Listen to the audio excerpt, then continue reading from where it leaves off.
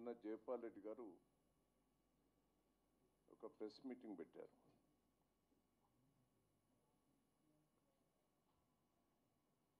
పెట్టి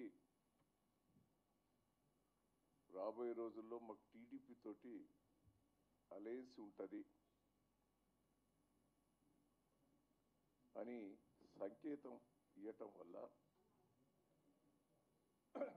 టీడీపీ ఏ పరిస్థితికి వచ్చిందనేది మేము తెలుగుదేశం పార్టీలో మొదటి నుంచి పనిచేసిన వాళ్ళం. ఈరోజు గోపి కానీ కృష్ణారెడ్డి గారు కానీ నేను తెలుగుదేశం పార్టీ వ్యవస్థాపకం. ఎన్టీ రామారావు తోటి పార్టీ స్థాపించినప్పుడు 82 లోపట మేము ఉన్నవాళ్ళం. పార్టీ జెండా తయారు చేసేదంతా కానీ పార్టీ స్థాపించినప్పుడు పార్టీ నియమాలు తయారు చేసేదంతా కానీ మేము అందరం కూడా సభ్యులం. అంటే తెలుగుదేశం పార్టీ ఆ రోజు కాంగ్రెస్ పార్టీ ఆంధ్రప్రదేశ్ మీద తెలంగాణ మీద ఉన్న నిరంకుశమైన ఆ వ్యవస్థకు వ్యతిరేకంగా ఆ రోజు ఎన్టీ రామారావు గారు తెలుగుదేశం పార్టీ స్థాపించడం జరిగింది. ఈరోజు మహానాడు సందర్భంలో ఒక సీనియర్ నాయకుడు జయపాల్ రెడ్డి గారు తెలంగాణ లోపల తెలుగుదేశంతో పొత్తున్న అనే సంకేతం ఇవ్వటం వల్ల తెలుగుదేశం పార్టీలో ఆంధ్రప్రదేశ్ వాళ్ళని కానీ ఇక్కడ మిగిలిన తెలంగాణలో తెలుగుదేశం పార్టీ వాళ్ళను మహానాడులో మీరు ఆలోచించుకోవాల్సిన బాధ్యత ఉన్నదని కూడా ఈ సందర్భంగా మీరు తెలియజేస్తున్నాం. మేము తెలుగుదేశం పార్టీని గెలిచిన వాళ్ళం. ఎమ్మెల్యేలం 12 మంది టీఆర్ఎస్ పార్టీలో విలీనం చేశాం. మేము పార్టీ మారలేదు. ఆ విలీనం చేసినా ఇక్కడ తెలుగుదేశం పార్టీ లేకుండా పోయింది. అప్పటి నుంచికి ఇక్కడ తెలుగుదేశం పార్టీలో మేము ఒక కార్పొరేటర్ సీటు కూడా గెలిచే పరిస్థితి లేదు, ఒక వార్డు నెంబర్ కూడా గెలిచే పరిస్థితి లేదు.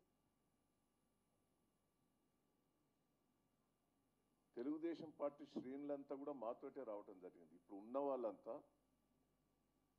ఈ పార్టీ నుంచి ఆ పార్టీ నుంచి ఎల్లగొట్టిన వాళ్ళే తెలుగుదేశం పార్టీ ఏదో కమ్యూనిస్ట్ పార్టీలు ఉన్నట్టు దాంట్లో ఆ పార్టీ నుంచి వెళ్ళొచ్చిన వాళ్ళు ఈ పార్టీ నుంచి వెళ్ళొచ్చిన వాళ్ళే తెలుగుదేశం పార్టీ ఉన్నగా తెలుగుదేశం పార్టీ స్థాపించినప్పుడు తెలుగుదేశం పార్టీ విధానాలు నచ్చి పనిచేసే వాళ్ళు ప్రభులు తెలుగుదేశం పార్టీలో తెలంగాణలో లేరు, ఆంధ్రప్రదేశ్లో కూడా లేరు. చంద్రబాబు గారు కూడా పార్టీ స్థాపించినప్పుడు లేరు. పార్టీ అధికారంకి వచ్చిన వాళ్ళు ఇవాళ మేము స్టేజ్ మీద చూసినాం ఇంతసేపు. తెలుగుదేశం పార్టీలో ఉన్న స్టేజ్ మీద ఉన్న వాళ్ళు ఒకరిద్దరు తప్ప 90% తెలుగుదేశం పార్టీకి వ్యతిరేకంగా పనిచేసిన వాళ్ళు ఈ పార్టీ నుంచి ఆ పార్టీ నుంచి వెళ్ళొచ్చిన వాళ్ళే ఇవాళ స్టేజ్ మీద ఉన్నారు. తెలుగుదేశం పార్టీ పూర్తిగా నాశనం చేశారు.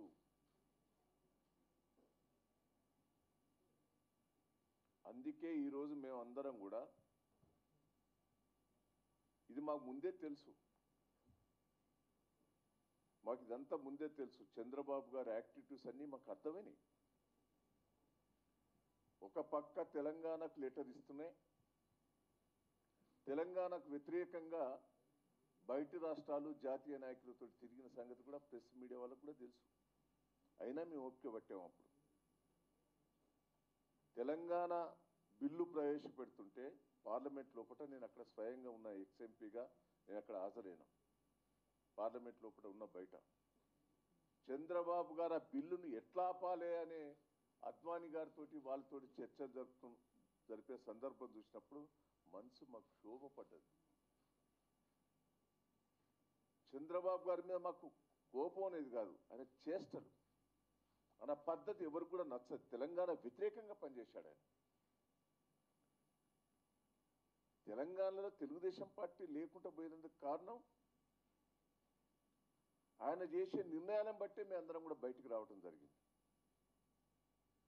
ఈరోజు మేము ఒకటే అంటున్నాం, రేవంత్ రెడ్డి ఏ పార్టీ నుంచి వచ్చాడు?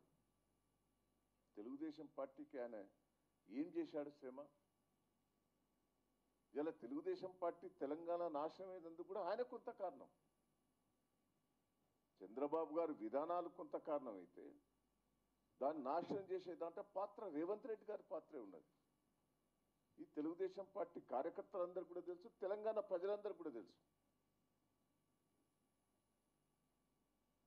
ఈరోజు జయపాల్ రెడ్డి గారు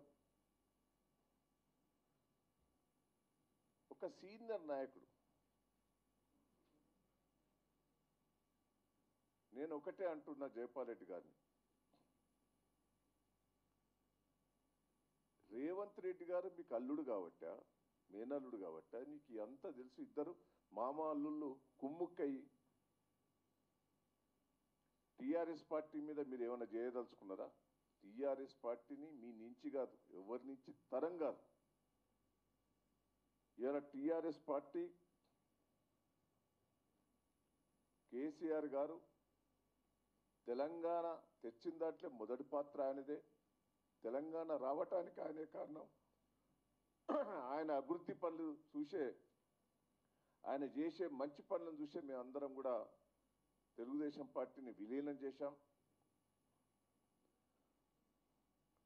ఈరోజు రాష్ట్రంలో వేరే పార్టీ అనేది లేదు, అది ఉండదు కూడా, డిపాజిట్ కూడా రాదు. ఆయన నిర్ణయాలు అట్లున్నాయి. ఎన్ని ఆటంకాలు చేసినా చంద్రబాబు గారు ఎన్ని ఆటంకాలు చేశారు. హైకోర్టు అమరావతిలో కట్టుకుంటే కూడా వద్దన్నాడా అండి? ఇప్పటి వరకు హైకోర్టు తేల్చరు. మహబూబ్ నగర్లో అది కరువు ప్రాంతం, పాలమూరు జిల్లాను ఎన్ని ప్రాజెక్టులు అడ్డుపడుతున్నారు. మేము క్లియర్గా చంద్రబాబు గారిని క్లియర్గా కేసీఆర్ గారు చెప్పారు, మీ పోలవరం కట్టుకొని ఆంధ్రప్రదేశ్ బాగుపడవని మంచి సూచన చెప్పాడు. అయినా మా ప్రాజెక్టుల మీద అడ్డుపడుడే, ప్రతి దాంట్లో అడ్డుపడుడే. ఇంకా చంద్రబాబు గారి బుద్ధి మారతలేదు. అదే బాధకరమైన విషయం ఈ సందర్భంగా తెలియజేస్తున్నాం. ఎన్టీఆర్ గారు ఏ ఉద్దేశంతో ఈ పార్టీ వ్యవస్థాపన నడిపించిండ్రో దాన్ని చంద్రబాబు గారు దాన్ని కుప్ప చేస్తాడనే బాధ ఉన్నది మాకు. 35 ఏళ్ళు తెలుగుదేశం పార్టీలో ఒక కార్యకర్తగా పనిచేశాం, మేము నాయకులు పనిచేశాం. ఇక్కడ ఉన్న వాళ్ళందరం కూడా తెలుగుదేశం పార్టీ ఆ రోజు ఎన్టీ రామారావు గారు హయాం లోపల పనిచేసిన వాళ్ళందరం మా బ్లడ్ అంతా తెలుగుదేశం పార్టీ. ఈరోజు తెలుగుదేశం పార్టీ తెలంగాణ బాగు కోసం మేము కేసీఆర్ చేసే విధానాలను బట్టి తెలంగాణలో చేసే డెవలప్మెంట్ చూసి మేము టీఆర్ఎస్ పార్టీలో చేరాం. తెలుగుదేశం మీద ఎన్టీ రామారావు మీద అభిమానం లేక కాదు, అది విలీనం చేశాం. ఇక్కడ తెలుగుదేశం పార్టీ లేదు. కానీ వాళ్ళు చేసే మాటలు ఆ మధ్యలో వచ్చిన తెలుగుదేశం పార్టీలో వచ్చిన మధ్యలో వచ్చి తెలుగుదేశం పార్టీ విధానాల మీద చెప్పుతా అంటే మాకు నవ్వొస్తుంది.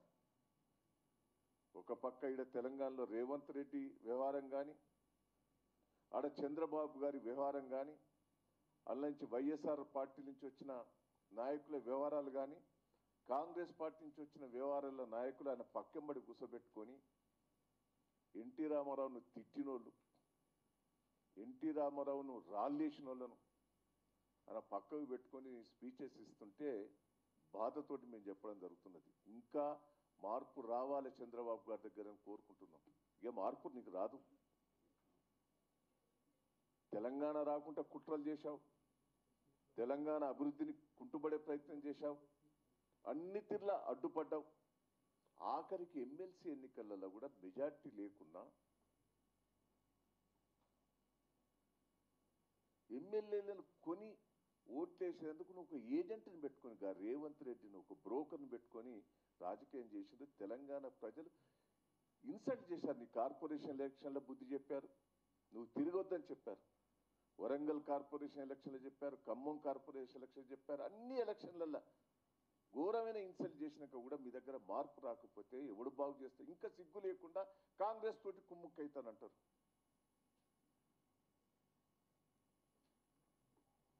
9-10 షెడ్యూలను కూడా అడ్డుపడుతున్నవే. ఈరోజు ఒక్కసారి ఆలోచించాలి, కరెంటు కష్టాలన్నీ తీర్చింది ఎవరు? గత ఏళ్ల తరబడి కరెంటు కష్టాలు ఘోరమైన పరిస్థితి ఉండే. ఇలా ఆంధ్రప్రదేశ్లో కరెంటు కష్టాలు వచ్చినాయి. ఎవరైనా ఊహించుకున్నారా? 9 గంటల కట్టరు 24 గంటలు కరెంట్ ఇచ్చి అతి కష్టంగా రైతులను బయట నుంచి కొనుక్కొచ్చి ఇక్కడ పెంచి రైతులను కాపాడే ఘనత ఇలా కేసీఆర్ గారికే దక్కింది.